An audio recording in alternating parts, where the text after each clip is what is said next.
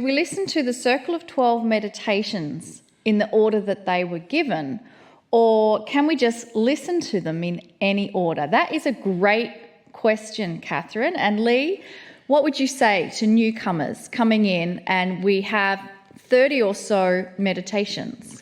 The answer is, I would say, greater than even the question asked, because it goes into that teaching that we have that there are no accidents. Mm-hmm. You might be aware that Monica has put together some beautiful card sets. There's affirmation cards, there's the Gaia cards, there's the Oracle cards. And in that, you depend upon something, there are no accidents, you pull the right card. You probably are familiar with how that works. If you have any of these card decks, either from ours or anybody else, you'll do a spread and you'll pull a card and you'll say, well, this is the card for me today.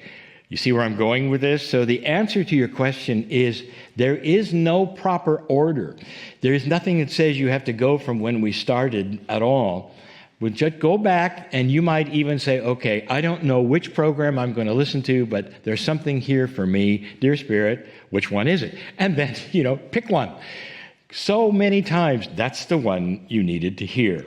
And the reports from so many who are doing this are so much like this. So do not get hung up on the protocol of, one after the other or, when they were given. Just go back and then select one for yourself. And that is what we believe. And as I say, this is what works on the, especially on the affirmation cards, I would say, that we've had so many results of it. That's a great answer. And I've gotten to that place now, but before my awakening and even in the earlier parts of it, I'm so organized that for me, Lee, I would have to listen number 1, 2, 3, but not anymore, 4, 5. Because you're not that, exactly. not that girl anymore. But what I want to say is to those who want to listen to them in order, that's okay. Sure. That's completely okay. So if it feels right for you to listen to them in order, Catherine, do that. But Lee's answer was beautiful, how you will always be delivered what you need in the moment. And that was what I had to learn, to just trust in the intuition delivering what I need rather than having my logic brain go, no, Monica, it has to be A to Z or A to Z, however you the other thing that I wanted to mention was that the more, the weeks go by and there's so many more programs. There will come a time where there's 50, 60 programs. Yes. So it's going to be fun, I would say, for you to go back and say, okay, which one today should I listen to? And if you're a newcomer and you have that whole library, that's fun also. So to start picking and choosing just randomly and see what you get. Absolutely. So next question comes from Paul in Michigan in the US. He's asking, if our soul is immortal, no beginning and no end, well, what makes an old soul? Aren't all souls old? Lee, what's your answer to Paul's question? Yeah.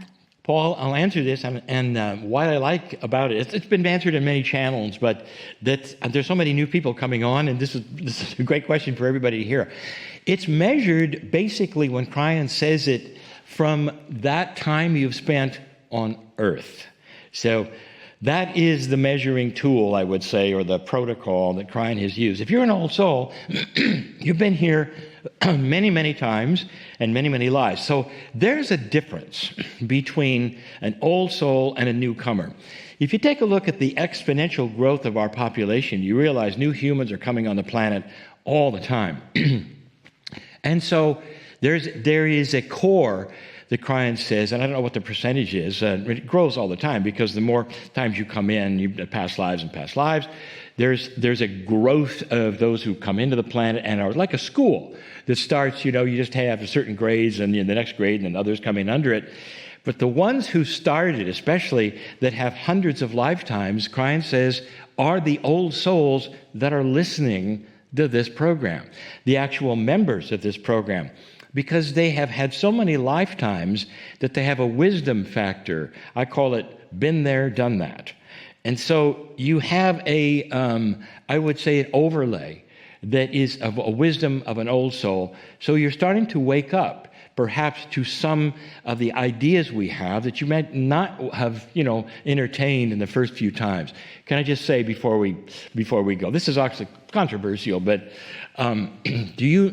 we talk sometimes about newbies, and that it says you can tell if they're on the planet for the first time because you say A and the answer would B. In other words, they're really clueless on just basics. They can easily be tricked. Things, some fishing on the net and the emails and stuff. And you start to realize this is a soul that just hasn't been around enough times to understand human nature, what happens, and how to act or how to be. There truly is a past life lineage of growth that we see. And that is the old soul. And so now you're ready, having been here many, many times, to start assimilating, I would say, something bigger than you did before. Again, what Cryon says, things are bigger than you were told. And that's the difference. Great answer, Lee. And we have another question. It comes from Rupa from the UK. What does it mean when Cryon says to just sit and be loved? How does one do that? And what does it mean to love yourself? They are beautiful questions, Rupa, and they are actually the core of the Cryon's teaching and message, which is to sit and be loved. Can you explain this for Rupa? Rupa, you are asking a question that I had trouble with. We can just do, the obvious, just sit there and go, okay, love me. It's not what it's about. I had to learn to quiet myself. And this has to do with no distractions. The first thing is that sit and be loved is, you could write a book on it, is how do you dismiss all of the things that are running around in your brain? All the things, not just talking about the distractions of the phone or children or whatever. You go to a place where you have to dismiss all that. It's not necessarily that easy. Meditators have learned how to do this, but you find a place. There's an expression we've used, drop into your heart. And truly what it means is you get to a place where you disengage absolutely everything that is around you. When you can get to that quiet place, and sometimes it means you go someplace, and it doesn't have to be all that quiet. I mean, you can have crashing waves and be at the ocean, or you can go into the forest and hear the birds. The quietness is of the distractions. There's nothing around you except that which is natural, and you sit there, and then you start to realize that messages start to come to you. Old soul, there we just got that. And the messages are often that clearing the way of gentleness, kindness, and you start to realize there's more here than I thought. What if there's a creator that wants to be found? And that is what Cryon says. You sit there and you start to understand there is more there than you thought. There's love for you. Loving yourself, that's a tough one. That's even harder. But it's similar. Allow yourself to respect yourself for who you are, why you're there, and not what you've been told or you beat yourself up. We always beat ourselves up. You've got to get through that to a point where you say, do I deserve to be here? And the answer is yes. Then that starts a system, not of an ego system, but that allows you to say, I am appropriate before God. And if I am a creature of spirit, if I am from the creative source, that means I'm part of the love source. Therefore, I can love the fact that I'm here and that I belong here. It's part of a love scenario. That's the love of self. So you don't, again, beat yourself up with saying, I don't deserve this, or I do. I deserve bad things. Here we have all of these. This goes both ways. Do you have trouble accepting things? That's one of the issues. Do you love yourself enough so when somebody gives you a gift, you don't do what our parents have said. You say, oh, I don't deserve that. Don't give me. Instead, you go, thank you. Yes. And you accept it because you do. You do deserve something. You deserve good things. So it's a bigger picture than even you think. Question is a big one. How do you love yourself and how do you sit and be loved? For me, I think it took practice. Now I know what it feels like. Now I can do it fairly easily.